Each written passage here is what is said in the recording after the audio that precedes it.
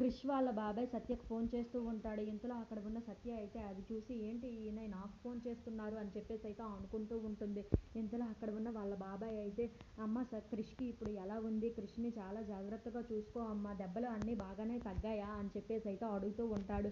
ఆ మాటలు వినగానే అక్కడ ఉన్న సత్య అయితే ఒక్కసారిగా షాక్ అయిపోయి ఏంటి ఈయన ఈ విషయాలన్నీ నన్ను అడుగుతున్నాడు, కృష్ణే అడగచ్చు కదా డైరెక్ట్గా అని చెప్పేసి అయితే అనుకుంటూ ఉంటుంది.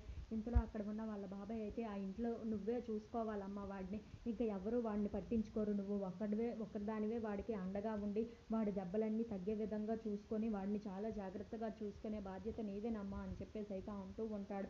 ఆ మాటలు వినగానే అక్కడ ఉన్న సత్య అయితే ఒక్కసారిగా షాక్ అయిపోయి ఏంటి ఈయన నన్ను అడుగుతున్నారు ఇలాగా, అంటే క్రిష్ మీద ఈయనకి ఎంతో ప్రేమ ఉంది, అది ఏంటో బయటపడటం లేదు, అది ఎలాగైనా సరే నేను తెలుసుకోవాలి, వీళ్ళిద్దరికీ మధ్య ఉన్న సంబంధం ఏంటో నేను తెలుసుకోవాలి అని చెప్పేసి అయితే అనుకుంటూ ఉంటుంది. ఇంతలో వాళ్ళ బాబాయిని ఇంటికైతే పిలిపిస్తూ ఉంటుంది. వాళ్ళ బాబాయ్ అయితే మహదేవయ్య ఇంటికి వస్తూ ఉంటాడు. అది చూడగానే అక్కడ ఉన్న మహదేవయ్య అయితే ఒక్కసారిగా షాక్ అయిపోతూ ఉంటాడు. ఈ వీడేంటి ఇప్పుడు ఈ టైంలో ఇంటికి వచ్చాడు అని చెప్పేసి అయితే అనుకుంటూ ఉంటాడు. ఇంతలో అక్కడ ఉన్న వాళ్ళ తమ్ముడిని చూసి ఏంట్రా ఇప్పుడు ఇక్కడికి రావడం ఏంటి అని చెప్పేసి అయితే అడుగుతూ ఉంటాడు. ఆ మాటలు వినగానే అక్కడ ఉన్న సత్య అయితే నేనే అతన్ని పిలిపించాను అని చెప్పేసి అయితే అంటూ ఉంటుంది. ఆ మాటలు వినగానే అక్కడ ఉన్న మహదేవయ్య అయితే ఒక్కసారిగా షాక్ అయిపోయి సత్య వైపు చూస్తూ ఉంటాడు. ఏంటి సత్య వాడిని పిలవడం, వాడు ఇక్కడికి రావటం, ఇప్పుడు ఏదో జరుగుతుందే నాకు అర్థం కావటం లేదు అని చెప్పేసి అయితే చాలా టెన్షన్ పడిపోతూ ఉంటాడు.